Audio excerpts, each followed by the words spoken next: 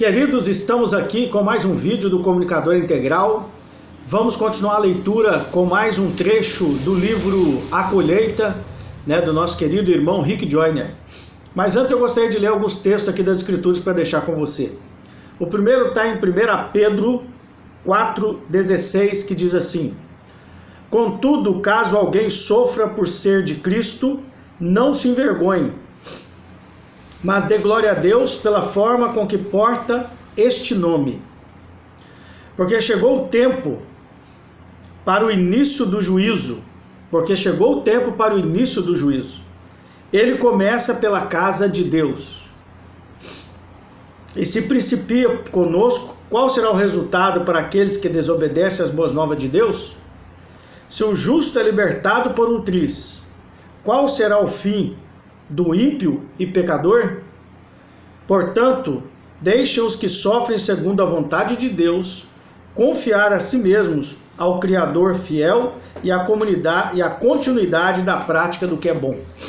Então, aqui nós vamos ver claro que Pedro ele está dizendo que o juízo começa pela casa de Deus. Juízo é castigo, o juízo é punição, mas o juízo também é redentivo. O juízo também é educador, o juízo também nos traz para perto. O juízo é para disciplinar, e a palavra disciplinar no original é educar, é tratar o nosso interior, a nossa mente, o nosso coração, as motivações do nosso coração. Então, agora vamos para 1 Coríntios capítulo 11, versículo 32. 1 Coríntios 11, 32 diz assim: Mas quando somos julgados por Deus, somos disciplinados para não sermos condenados com o mundo. Graças a Deus que nós somos disciplinados pelo nosso Pai.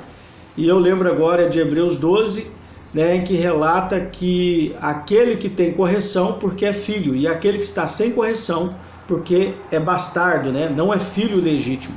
Então graças a Deus porque o Senhor tem nos corrigido, nos disciplinado, e tem trago juízo sobre muitas ações nossas, E isso é maravilhoso, porque isso prova o nosso coração, joga o nosso interior para fora, porque é muito importante, vermos aquilo que ainda não somos, porque nós devemos desejar e buscar ser semelhante a Cristo. E então estas provas, esses juízos, eles são importantes porque eles são pedagógicos, eles são didáticos, Eles são para nos libertar de fato. E agora eu queria falar para vocês aonde é que Pedro tira, que o juízo começa pela casa de Deus. Isso que está escrito em 1 Pedro 4,17. Ele está tirando aqui de Ezequiel 8 e 9. Eu vou ler um trechinho do 8 e depois vou ler mais um trecho do capítulo 9. 8, versículo 1 do livro de Ezequiel. No quinto dia do sexto mês do ano 70, enquanto eu estava sentado em minha casa, e os líderes de Judá sentados comigo, a mão de Adonai Elohim pousou sobre mim. Olhei e vi o que parecia ser um homem feito de fogo. Homem de fogo. O que é esse homem de fogo? Do que parecia ser sua cintura para baixo, era de fogo, e de sua cintura para cima parecia que brilhava como âmbar, colorido e polido. Alguma coisa como se fosse uma mão apareceu, a qual tocou-me em meu cabelo, e um espírito conduziu-me para o alto, entre a terra e o céu, e trouxe-me nesta visão de Deus até Jerusalém, até o lado de dentro do pátio, da entrada do portão que dá para o lado norte.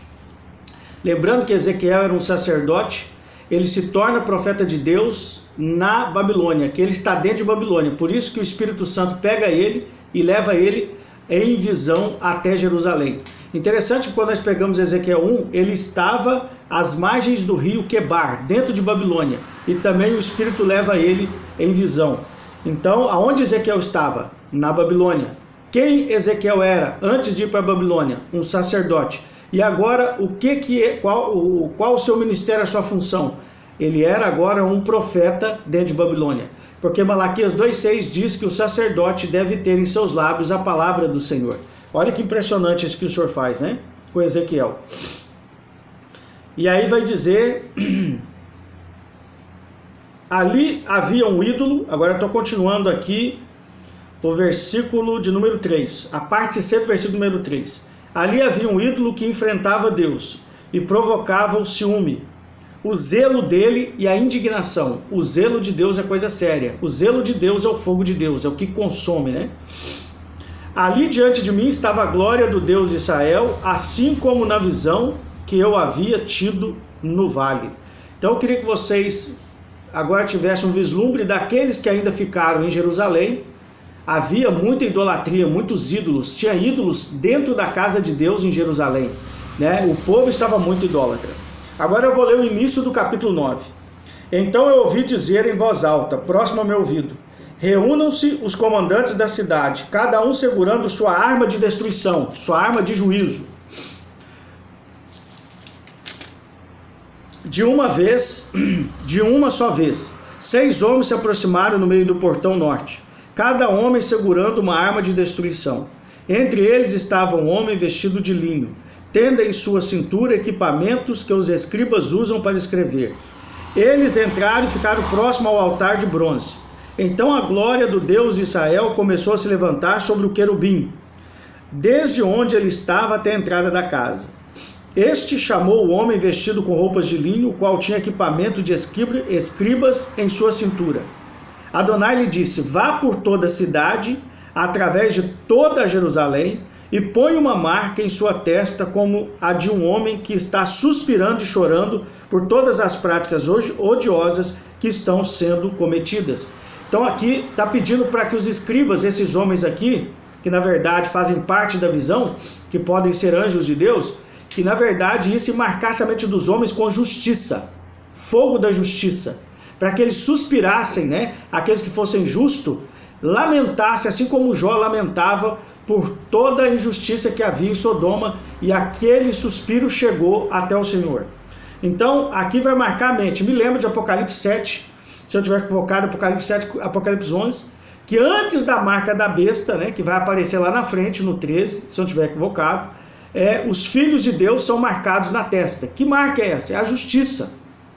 É o pensamento justo, é a justiça. Lembra Romanos 14, 17? O reino de Deus não é comida nem bebida, mas é justiça, shalom e alegria no Espírito Santo. Então me chama a atenção que primeiro os escribas, esses anjos, vão para marcar a mente. E agora vamos seguir. Adonai lhe disse: vá por toda a cidade, através de toda Jerusalém, e põe uma marca em sua testa, como de um homem que está suspirando e chorando por todas as práticas odiosas que estão sendo cometidas ali. Agora versículo 5. Aos outros ouvi dizer: vão através da cidade após ele e a castiguem. Não tenham piedade, nem tenham pena. Mate os mais velhos, os mais jovens, as moças, as crianças e as mulheres. Exterminem todos eles. Contudo, não cheguem perto de ninguém que tenha marca. Olha só, uma marca de justiça, né? Comecem por minha casa, comecem por meu santuário. Eles começaram com os líderes que estavam de frente à casa.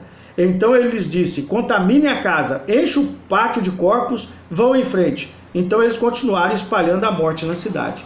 Então Pedro está tirando, né, que o juízo começa sobre a casa de Deus, na casa de Deus, aqui de Ezequiel capítulo 9. A ordem que Deus dá: comece o juízo, né, a partir do versículo 5, a partir do versículo 6 de Ezequiel 9.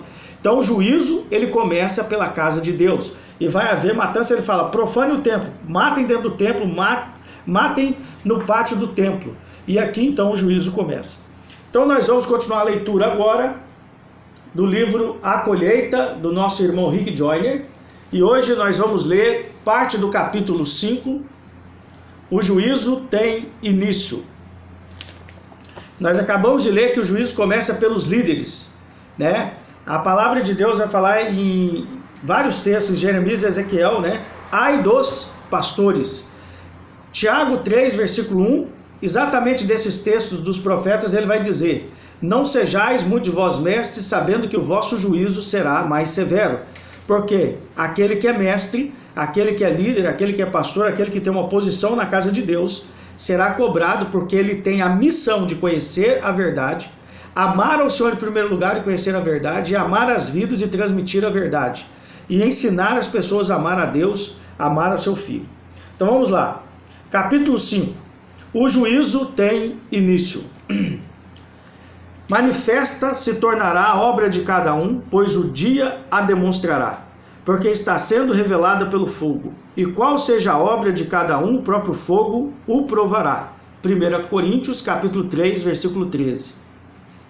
O juízo que está por vir separará o trigo do joio na igreja e nas pessoas que permanecerem na igreja. Não há um cristão no mundo todo que não venha a ser humilhado até um certo ponto por esse fogo.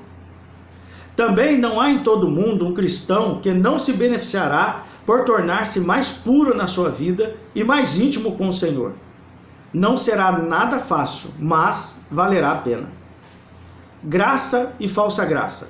Subtítulo: não haverá quem possa suportar o que está por vir, exceto pela graça de Deus. Mas a sua graça será suficiente para todos os que invocarem. Ele nos dará o seu poder e a sua sabedoria. Esse fogo também julgará aqueles que estiverem confiando numa falsa graça. A falsa graça permanentemente passa por cima da irresponsabilidade e do pecado repetido.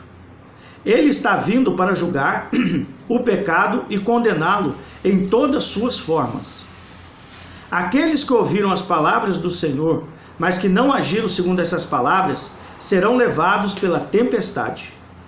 Não sejamos como as virgens imprudentes que não mantiveram suas lâmpadas com óleo, achando que poderiam consegui-lo quando o noivo chegasse. Os que forem assim imprudentes vão se achar sem condições de entrar na festa. Essa errada suposição é a base de uma falsa doutrina da graça. Base essa que rapidamente demonstrará ser inadequada.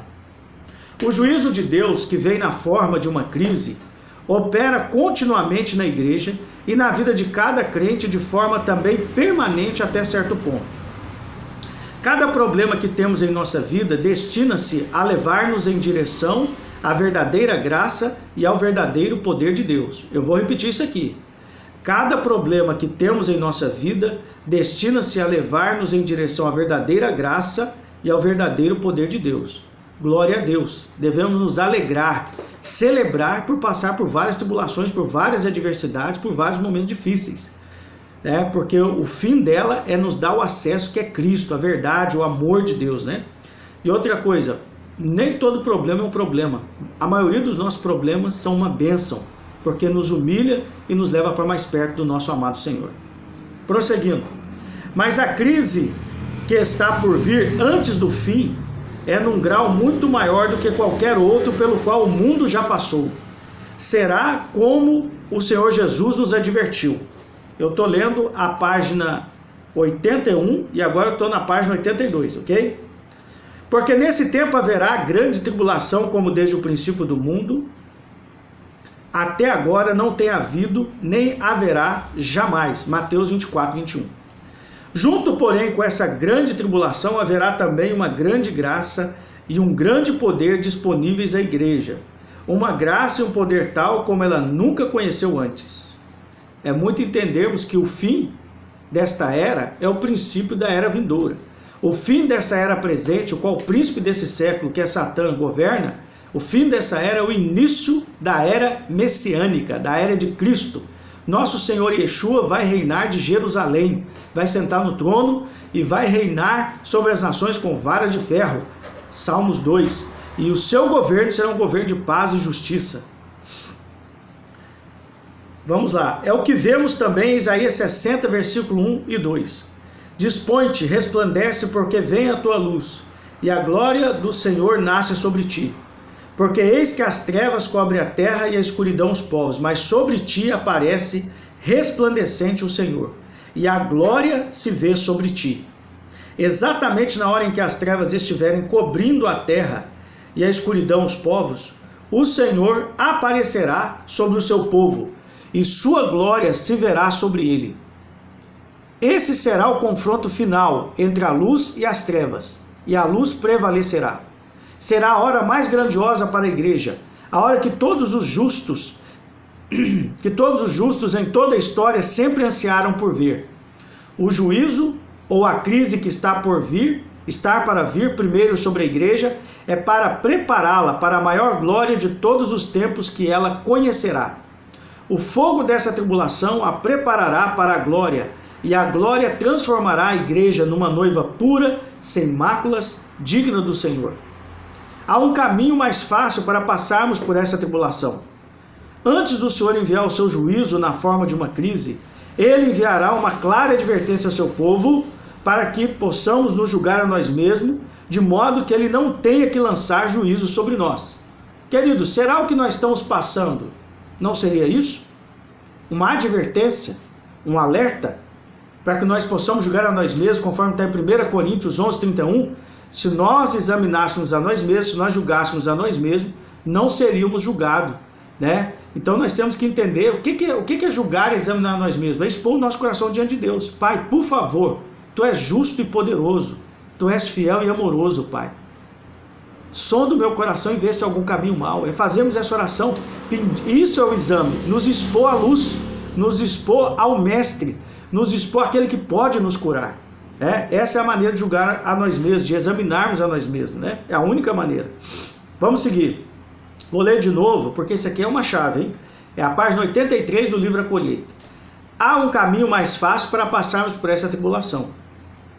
Antes do Senhor enviar o seu juízo na forma de uma crise, Ele enviará uma clara advertência ao seu povo, para que possamos nos julgar a nós mesmos, de modo que Ele não tenha que lançar juízo sobre nós. É melhor nos deixarmos cair sobre a rocha e sermos quebrados, do que sermos atingidos pela queda da rocha sobre nós, esmiuçando-nos a pó. Se nos devotarmos à disciplina de uma vida santa e pura, arrependendo-nos e removendo o pecado que nos tem amarrado de tantas maneiras, não teremos que suportar a crise que está preparada. É como Pedro afirmou: nisso exultais, embora no presente, por breve tempo, se necessário, sejais contristados por várias provações, para que, uma vez confirmado o valor da vossa fé, muito mais preciosa do que o ouro perecível, mesmo apurado por fogo, redunde em louvor, glória e honra na revelação de Jesus Cristo. 1 Pedro, capítulo 1, versículos 6 e 7.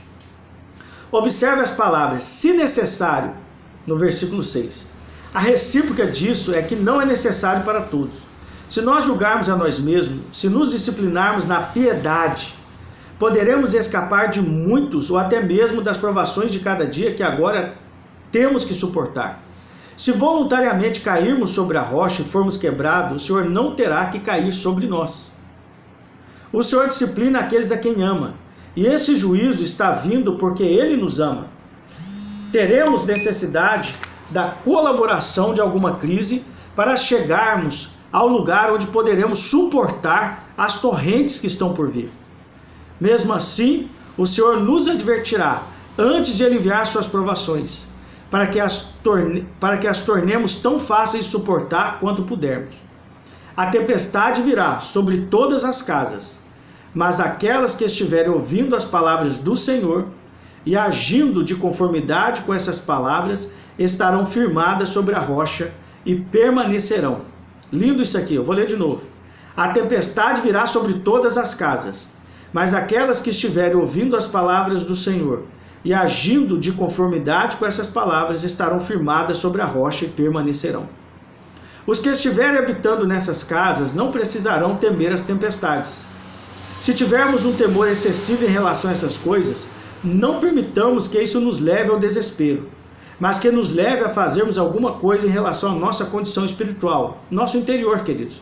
O lugar invisível, o lugar secreto, o quarto, que é para a gente entrar. Nossa mente e coração, a intenção e imaginação, é lá, né?